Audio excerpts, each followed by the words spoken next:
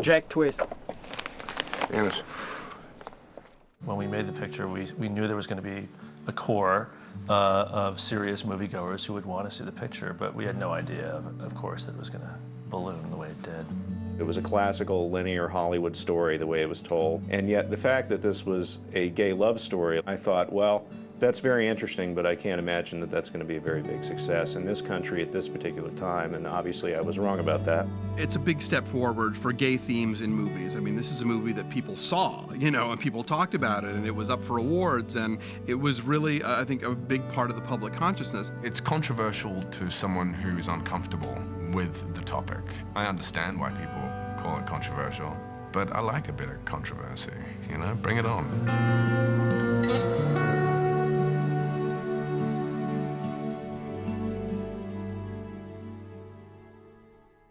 When Brokeback Mountain is discussed, it's often discussed in terms of where it falls in the lineup of socially conscious Hollywood movies. I do not believe that this movie was made primarily to advance certain social attitudes. It's only because we are in a particular time, a transitional time in the way that straight society views gay people, that we're even talking about this. And I think that 15, 20 years from now, or hopefully even 10 years from now, this discussion is going to seem hopelessly anachronistic. Brokeback Mountain is a very conventional film, a very conservative film. It's a beautiful Western by a consummate director. It's a beautiful script by consummate writers. It's a beautiful story by a Pulitzer Prize-winning writer. The only thing that really makes this pop up out of a genuinely mainstream kind of product is the fact that it's about a love story between two men. And then suddenly, that shifts the way that everybody sees it.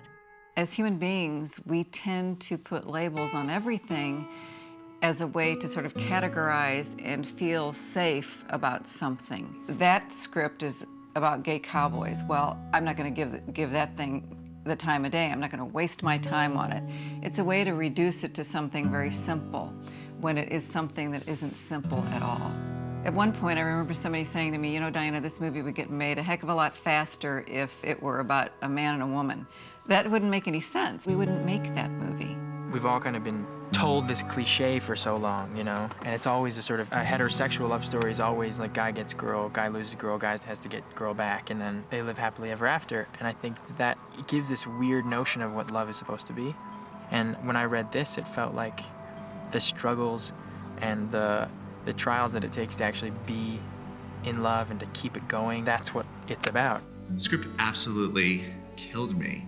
It absolutely got inside of me. It was not what I had thought it was going to be like, what it would be about. I was unaware that it was more than just a relationship between these two guys, but it was a relationship also with Alma, with these other characters whose lives all are affected by what happens when love enters this portrait.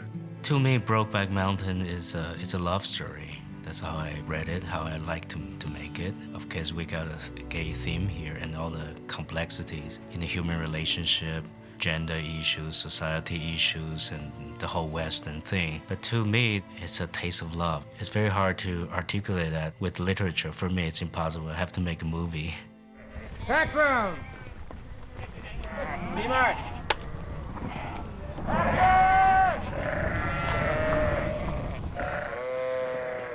You ran stiffs.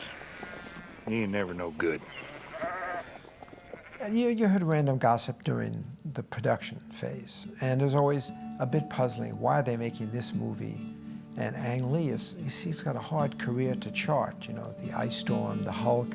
You say to yourself, no, wait, a Western? And it's with these two characters who get involved. So there was just a bunch of questions. That's all you had. You didn't get much real intelligence about the movie when it was in production. I'd heard about the film being made, of course. Lots of us have been following the anticipation, the excitement, the paranoia. You know, what was Ang Lee going to do with this film?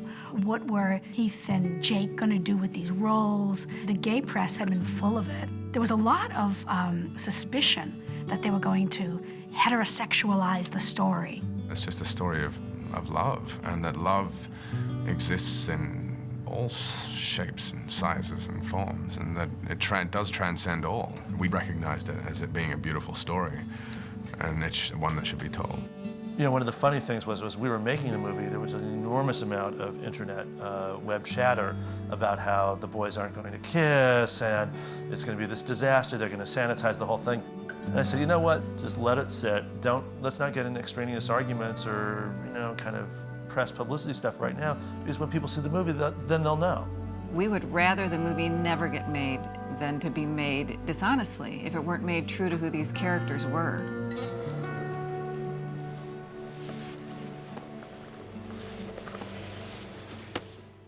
It was a fall release, a fall movie. We knew we wanted to present the film in the best possible light for its initial screenings. And there was Venice, there was Telluride, there's Toronto, which were ideal locations, ideal audiences.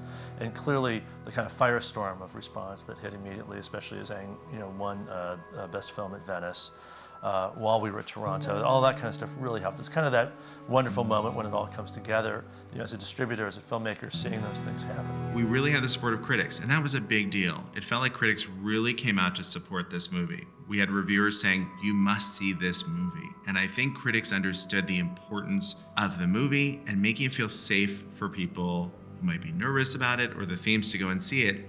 And once they did see it, they did really embrace it. Now, Todd McCarthy, Variety's critic, liked the movie a lot, but he did say, marketing this picture to the public is going to be one of the major challenges of the ages. That was his exact phrase.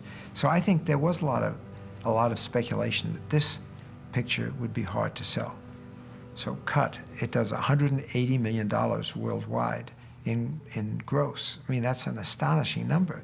I don't think that the box office of any movie has ever been watched as closely as this one was. Everyone was focused on how much of a success this would be. How did they define that? Would it be shown only in art houses? Would it get out of the multiplexes once it got into them? Would it get out of the cities? Would anyone anywhere else in the country want to see it? Would only gay people want to see it? Certainly the gay lesbian audience needed to know that this film really represented a piece of their culture and their history in a unique but still real way. And that was important to us to you know, tend that garden and make sure that that community was embraced and felt a part of the process of bringing the film to the world. On the other hand, the movie, from my point of view, always was a true, great, big, gigantic romantic movie. I always, to Ang, was referencing movies like Dr. Zhivago, in that sense of kind of big, classic, unapologetically romantic filmmaking. And that is traditionally a woman's genre. So always the biggest test for us was, did it appeal directly to our female audience? Because in the world of specialized film, especially with your more mature audiences, it is the woman who makes the decision about which film to go to. And the guy would probably get dragged along, you know, more or less. And clearly you saw that happen. You have to remember, this film was coming along a decade after a movement that I called the new queer cinema. They were coming out of this kind of political moment of, you know, we're here, we're queer, make a film about it. And that's not what Brokeback Mountain is. And I think it would have been equally deceptive to have marketed it that way. Because in fact, it's a genre film.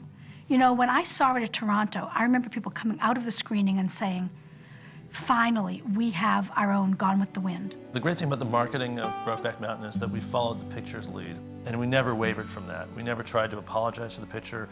We never tried to create controversy or engage in it once other people tried to create it themselves. We always wanted to keep the movie front and center. Now, the tagline for the ads were, "Love is a force of nature." And the print ads certainly showed two men with that tagline. I'd be surprised if there was anyone in the United States who didn't know what that film was about. The homophobic attack on the movie was two-pronged. There was a very, very thought-out, very organized initial assault on the movie. There was probably a lot less of it, I think, than there might have been in the past, because the religious right has gotten savvy enough to know that if they start complaining about something, that they're only giving them more press. So a lot of them said, we're not going to talk about it. You know, you can imagine how we feel about it, but we're not going to give them the press. If the film did 15 million or 20 or 25 or 30, which to us would have been just spectacular and wonderful, they could always say, see, you know, it's just this tiny little art house movie. And then, of course, as the film grew and grew and grew, they didn't have Plan B anymore. So the kind of homophobic right, which tried to turn this into a great non-story, so they could kind of smugly dismiss it, suddenly had no backup. The film was essentially being marketed on the editorial page. It was being marketed on the gossip page. It was being marketed on the talk shows. It was being marketed by all of the right-wing pundits who were denouncing it. You ever get the feeling, I don't know, when you're in town and someone looks at you, suspicious, like he knows, then you go out on the pavement and everyone's looking at you like they all know too? Variety ran lots of stories about the relationship of exhibitors to the movie. The first thing we pointed out was that it was beginning to really get some serious traction in communities that you would think might be on the margin. So we ran story after story, day after day, about the fact that in more conventional mid-America, this picture was resonating. The acceptance of this picture all around the country is really astonishing. The other thing that's great about it is that at Oscar time, for example, it still was the kind of butt of a certain kind of humor. But by this time, the humor didn't make you uncomfortable. It was kind of embracing. It was real fun. And I think everyone gets a laugh about the Brokeback jokes. There really haven't been a lot of sort of mainstream Hollywood movies that deal with gay subject matter. It opened that door to people to kind of make their gay joke about it in whatever way. I knew when I started seeing the internet parodies that it had tapped into the zeitgeist, because if there's something on YouTube that is goofing on you, then you've clearly struck a chord with the American public. The parodies were, oddly, not of the movies. You know, they were of the trailer. Probably the most strongly effective of these things. We're using the trailer as a template to cut trailers for classic Hollywood movies, in which you reconfigure the images from those movies from buddy movies to gay movies. And suddenly you saw, these kind of, even from Back to the Future to Top Gun to whatever it was. I mean, there's literally 100 of them. I've seen a lot of these spoofs, and they are affectionate. They're not hostile, they're not uncomfortable, they're affectionate. They're often very sweet. And the other thing that's striking about them is that there's so many different kinds of Brokeback Mountain spoofs. You only parody something that really is also taken on its own life. Brokeback became part of the vernacular, and that's what's so exciting about a movie like this. It reminds you that movies can have a real impact on how we see the world. Why don't you just let me be, huh? Because of you, Jack, that I'm like this. The main goal in getting this film made was for people to go see it and to be moved in ways that surprised them, that they felt like they had come to know a world that maybe they didn't know anything about before. We want enough people to come to this movie so every person who said to us over these many, many years that no one will go to see it, that we can feel like, see, people came to see it. It's a great movie. It affected people. It was a groundbreaking movie. You can make groundbreaking movies. People will come to see those movies. We just want enough people to come, so we felt like, see, pulled it off, and it really can work. The fact that this was an incredibly well-made movie, a sexy, romantic, tragic, moving film, and that it was seen by an audience, and that it was talked about, and that it was one of the big nominees on Oscar night, I think it's sort of the new kind of beachhead for what we can accomplish in telling queer stories and telling them to a mass audience. Most of all, the success of the picture is a reminder that good stories work, that you have interesting characters, that you have a picture that strikes people as being real and about real people, then it's going to do great around the world. The purpose of the movie, the intent of the movie, is not to change minds.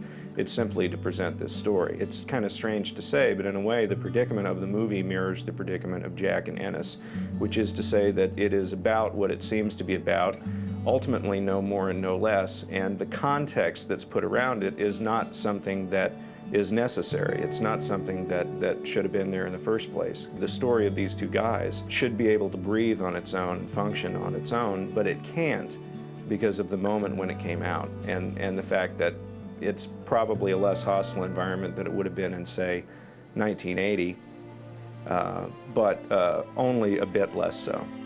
I would like to think that the new queer filmmakers coming out of film schools now can begin to really think about the whole range of filmmaking as their playground and can begin to get funding at a whole different level as a result. I think that Brokeback Mountain's going to survive in a lot of ways. I think it's going to be one of those movies that we look back at like, Citizen Kane or 2001, where we're sort of horrified that it didn't win Best Picture, and how could it not, knowing now that it's this classic and that it stood the test of time.